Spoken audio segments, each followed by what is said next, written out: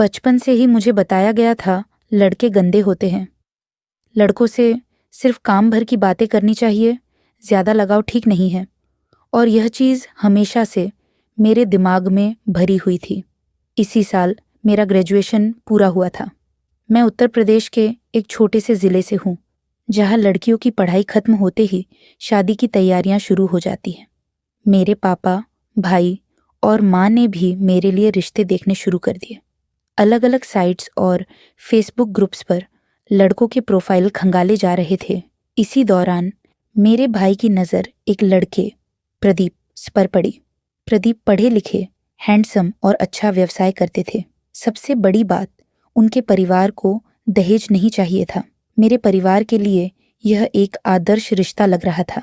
प्रदीप के परिवार ने कहा कि उनके लिए लड़की का अच्छा होना ही सबसे महत्वपूर्ण है। यह सुनकर मेरा परिवार काफ़ी खुश था। प्रदीप ने शादी से पहले मुझसे बात करने की इच्छा जताई। भाई ने मुझे यह बात बताई और मैं थोड़ा झिझकी, क्योंकि मैंने कभी किसी लड़के से बात नहीं की थी। आखिरकार मेरे भाई ने प्रदीप को मेरा नंबर दे दिया। अगले दिन प्रदीप का कॉल आया। शुरू में मैं बहुत नर्वस थी, लेकिन धीरे धीरे हमारी बातचीत ने रफ्तार पकड़ ली। प्रदीप काफ़ी समझदार और जानकार लगे। उन्होंने हर विषय पर खुलकर बात की, जिससे मुझे उनके विचारों और व्यक्तित्व की गहराई का पता चला। कुछ दिनों बाद मेरे घर वाले प्रदीप के घर उनसे मिलने गए। वहाँ से लौटकर पापा और भाई बहुत खुश थे। पापा ने मुझसे कहा, लड़का इतना अच्छा है कि बड़े बड़े हीरो भी इसके सामने फेल हैं। लेकिन अचानक प्रदीप के घर से फ़ोन आया कि वे आने में थोड़ा वक्त लेंगे और अगर हम चाहे तो दूसरी जगह रिश्ते देख सकते हैं। यह सुनकर सबका मन उदास हो गया। मैंने कुछ दिन रुककर प्रदीप को फ़ोन किया और पूछा कि उन्होंने रिश्ता क्यों रोका। प्रदीप ने कहा, जानवी, तुमसे बात करके मुझे महसूस हुआ कि तुम्हारे जैसे टैलेंटेड इंसान को शादी के बजाय अपने करियर पर ध्यान देना चाहिए। शादी के बाद चीज़ें बदल जाती हैं और पढ़ाई या करियर प्राथमिकता नहीं रह पाती। उनकी बात ने मुझे सोचने पर मजबूर कर दिया। उन्होंने मुझे प्रेरित किया कि मैं अपनी पढ़ाई और करियर पर ध्यान दूं।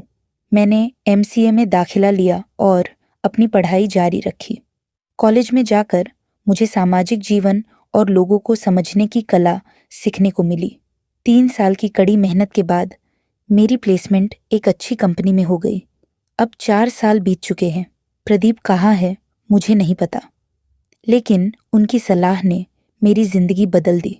उन्होंने मुझे आत्मनिर्भर बनने के लिए प्रेरित किया। अगर आज प्रदीप मुझे मिले तो मैं उन्हें गले लगाकर धन्यवाद कहना चाहूँगी।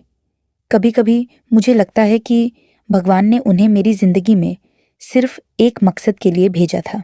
वह मकसद पूरा हुआ और वे दूर चले गए। उनकी बातें और उनकी सोच हमेशा मेरे दिल में बसी रहेंगी। यह मेरी कहानी है। क्या आप भी किसी ऐसे व्यक्ति से मिले हैं जिसने आपकी ज़िंदगी बदल दी हो? अगर हाँ, तो अपनी कहानी ज़रूर शेयर करें।